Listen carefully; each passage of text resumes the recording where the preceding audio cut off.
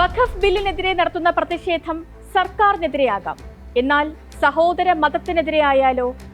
നുണകളും അർത്ഥസത്യങ്ങളും കൊണ്ട് നാട് താറുമാറാകുന്നത് എങ്ങനെയെന്ന് കാണിച്ചു തരികയാണ് പശ്ചിമ ബംഗാളിലെ മുർഷിദാബാദ്. വാട്സാപ്പ് ഗ്രൂപ്പുകൾ വഴി ആധികാരികം എന്ന വിധത്തിൽ പ്രചരിച്ച നുണകളാണ് മുർഷിദാബാദിലെ വർഗീയ സംഘർഷങ്ങൾക്കുള്ള കാരണം. വീട്ടിൽ കയറി 2 പേരെ വെട്ടിക്കൊല്ലുക, കാണുന്ന വീടുകൾക്കൊക്കെ തീയിടുക, BSFോ പോലീസോ നടത്തിയ വെടിവെപ്പിൽ ഒരു ചെറുപ്പക്കാരൻ കൊല്ലപ്പെടുക, ആയിരങ്ങൾ അഭയാർത്ഥി ക്യാമ്പുകളിൽ കഴിയേണ്ടി വരിക. വിഭജന കാലത്ത് ബംഗാളിൽ കലാപമുണ്ടാകാതിരിക്കാൻ സ്വാതന്ത്ര്യദിനാഘോഷങ്ങളെല്ലാം ഉപേക്ഷിച്ച് അവിടെ പോയി സത്യഗ്രഹമിരുന്ന ഒരു മഹാമനീഷിയുണ്ടായിരുന്നു ഇന്ത്യയിൽ. അദ്ദേഹമാണ് മഹാത്മാഗാന്ധി. ഇന്ത്യ സ്വതന്ത്രയാകുമ്പോൾ ബംഗാളിലെ ജനങ്ങൾക്കൊപ്പമായിരുന്നു ഗാന്ധിജി. അന്ന് മഹാത്മജി പറഞ്ഞത് ആൾക്കൂട്ടങ്ങൾ അനുസരിച്ചതിനാൽ വലിയ കലാപങ്ങൾ വേഗം അറുതിയുണ്ടായി എന്നാണ്. ഇന്ന് വഖഫ് നിയമം ബംഗാളിൽ നടപ്പാക്കില്ലെന്ന് വരെ മുഖ്യമന്ത്രി മമതാ ബാനർജി പ്രഖ്യാപിച്ചിട്ടും ആ കലാപം അടങ്ങുന്നില്ല. സ്പോട്ട്ലൈറ്റ് ആരംഭിക്കുന്നു. ബംഗാളിൽ കലാപം നിർമ്മിച്ച വാട്സാപ്പ് ഫാക്ടറികൾ. ഗംഗയുടെ ഇരുകരകളിലുമുള്ള മുർഷിദാബാദ്, മാൽഡ ജില്ലകളിലാണ് ഇപ്പോൾ കലാപം പൊട്ടിപ്പുറപ്പെട്ടത്. മാൽഡയിൽ നിന്നുള്ള വാട്സാപ്പ്, ഇൻസ്റ്റഗ്രാം സന്ദേശങ്ങളാണ് കലാപത്തിന് കാരണമെന്നാണ് കണ്ടെത്തൽ. ആദ്യത്തെ ചെറിയ സംഘർഷം ഉണ്ടായപ്പോൾ തന്നെ 100 കണക്കിന് ആളുകൾ കൊല്ലപ്പെട്ടു എന്ന വ്യാജ സന്ദേശം പ്രചരിച്ചു. ഇതോടെ കൂടുതൽ പേർ കലാപത്തിനിറങ്ങി. വെടിവെപ്പിൽ ഒരാൾ കൊല്ലപ്പെട്ടപ്പോൾ ഡസൻ കണക്കിന് പേർക്ക് ജീവൻ നഷ്ടമായി എന്നായിരുന്നു പ്രചാരണം. അതോടെ പോലീസിന് തിരിച്ചടി നൽകാൻ ഒരു വിഭാഗം രംഗത്ത് വന്നു. പശ്ചിമ ബംഗാളിൽ നിയമം നടപ്പാക്കില്ലെന്ന് മുഖ്യമന്ത്രി മമതാ ബാനർജി ആവർത്തിച്ചിട്ടും ആരും ചെവിക്കൊണ്ടില്ല. സാമൂഹ്യ മാധ്യമ വൃത്താന്തങ്ങളായിരുന്നു എല്ലാവരും വിശ്വസിച്ചത്. പുതിയ കാലത്ത് എങ്ങനെ കലാപങ്ങൾ ഉണ്ടാകാമെന്നും എങ്ങനെയൊക്കെ ആളുകളെ തെറ്റിദ്ധരിപ്പിക്കാമെന്നും കൂടി പഠിപ്പിക്കുകയാണ് മുർഷിദാബാദിലെ ഈ സംഭവങ്ങൾ.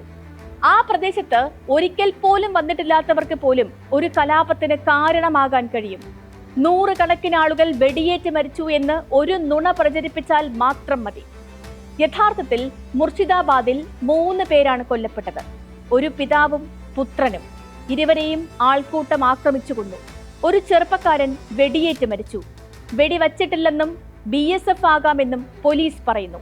പതിവ് പോലെ ഉത്തരവാദിത്തമേൽക്കാൻ BSF തയ്യാറായിട്ടുമില്ല. പാതിരാത്രി വഖഫ് ബില്ല് പാസാക്കിയത് മുതൽ കഥകളുടെ കുത്തൊഴുക്കായിരുന്നു ഈ മേഖലയിൽ. അക്ഷരം പോലും അറിയാത്ത അനേകർ ഉള്ളതിനാൽ എല്ലാം ശബ്ദ സന്ദേശങ്ങളായിരുന്നു.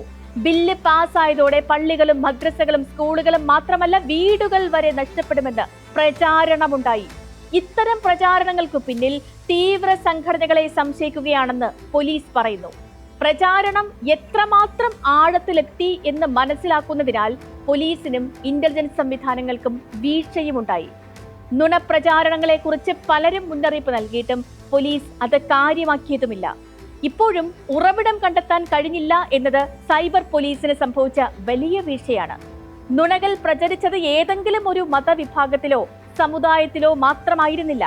ഇരുപക്ഷത്തും വലിയ തോതിൽ നുണപ്രചാരണങ്ങളുണ്ടായി. ഇതാണ് പരസ്പരമുള്ള ഏറ്റുമുട്ടലായി മാറിയത്. കേന്ദ്ര സർക്കാർ പാസാക്കിയ ബില്ലിനെതിരെ കേന്ദ്ര സർക്കാരിനെതിരെ സമരം ചെയ്യാം. പക്ഷേ അത് ഒരു മതവിഭാഗത്തിനെതിരെയായി മാറുമ്പോഴാണ് രാജ്യം തന്നെ വിഭജിക്കപ്പെടുന്നത്.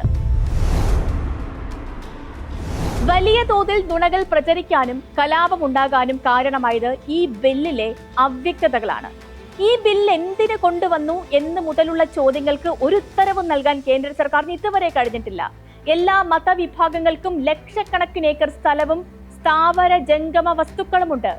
സത്യം ഇതായിരിക്കെ ഒരു വിഭാഗം മാത്രം അനധികൃതമായി എന്തോ ഒന്ന് കൈവശം വച്ചിരിക്കുകയാണ് എന്ന് ധ്വനിപ്പിക്കുകയായിരുന്നു ഈ ബില്ല്. ബില്ലിനെ കൊണ്ട് ദോഷമല്ലാതെ ഗുണമൊന്നും സംഭവിക്കാനുമില്ലെന്ന് നിയമജ്ഞരും സാമൂഹ്യ ശാസ്ത്രജ്ഞരുമൊക്കെ ആദ്യം മുതലേ പറഞ്ഞതും ഇതുകൊണ്ടാണ്. ഇത്തരമൊരു ബില്ല് അവതരിപ്പിക്കുന്നുണ്ടെങ്കിൽ അത് എല്ലാ മതവിഭാഗങ്ങളെയും ട്രസ്റ്റുകളെയും ബാധിക്കുന്നതാകണം. ദേവസ്വങ്ങളും അതിരൂപതകളും ഇതിനൊപ്പം ഓഡിറ്റ് ചെയ്യപ്പെടണം.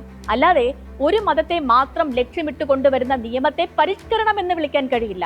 അത്തരം ബില്ലുകൾ ചെയ്യുന്നത് സത്യത്തിൽ തമസ്കരണമാണ്. കലാപമുണ്ടായ ശേഷം മുഖ്യമന്ത്രി മമതാ ബാനർജി പറയുന്ന വാചകങ്ങളിൽ പോലുമുണ്ട് അവ്യക്തത. പുതിയ വഖഫ് നിയമം പശ്ചിമ ബംഗാളിൽ നടപ്പാക്കില്ല എന്നാണ് മുഖ്യമന്ത്രി പറയുന്നത്. യഥാർത്ഥത്തിൽ പുതിയ വഖഫ് നിയമം സംസ്ഥാനങ്ങൾക്ക് കാര്യമായ റോൾ ഇല്ലാത്ത വിധമാണ് ആസൂത്രണം ചെയ്തിരിക്കുന്നത് എന്നതാണ്.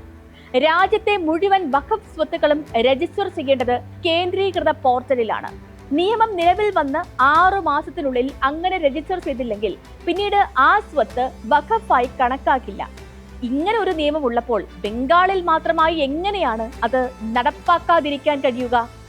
രജിസ്റ്റർ ചെയ്യാതിരുന്നാൽ ആ സ്വത്തുക്കളെല്ലാം റവന്യൂ ഭൂമിയായി മാറും എന്നാണ് ഈ നിയമം പറയുന്നത്. കാലാവധി നീട്ടി നൽകണമെങ്കിൽ പോലും കർശനമായ വ്യവസ്ഥകൾ ഈ നിയമത്തിൽ പറയുന്നു. കേന്ദ്ര നിയമം അനുസരിച്ചില്ലെങ്കിൽ ബംഗാളിലെ വഖഫ് സ്വത്തുക്കൾ റവന്യൂ ഭൂമിയാകുമെന്നല്ലാതെ മറ്റൊരു നേട്ടവും ഉണ്ടാകാൻ പോകുന്നില്ല. തർക്കമുള്ള വഖഫ് സ്വത്തുക്കളിൽ തീരുമാനമെടുക്കുന്നത് ജില്ലാ കളക്ടറോ അതല്ലെങ്കിൽ അതിന് മുകളിൽ നിയമിക്കപ്പെടുന്ന ഉദ്യോഗസ്ഥനോ എന്നാണ് ഈ നിയമം പറയുന്നത്. ഓരോ ജില്ലയിലും ഇങ്ങനെ ഉദ്യോഗസ്ഥനെ നിയമിക്കാൻ കേന്ദ്രത്തിന് കഴിയുകയും ചെയ്യും. സംസ്ഥാനത്തിന്റെ സഹകരണം ഇല്ലെങ്കിൽ പോലും നടപ്പാക്കുന്ന വിധത്തിലാണ് കേന്ദ്രം ഈ നിയമത്തെ രൂപകൽപ്പന ചെയ്തിരിക്കുന്നത്.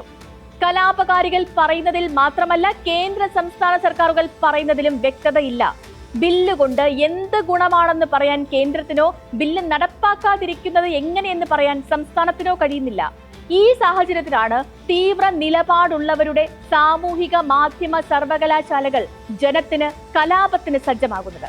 സ്പോട്ട്ലൈറ്റിനെ മറ്റൊരു വിഷയവുമായി നാളെ ഇതേ സമയം. നമസ്കാരം.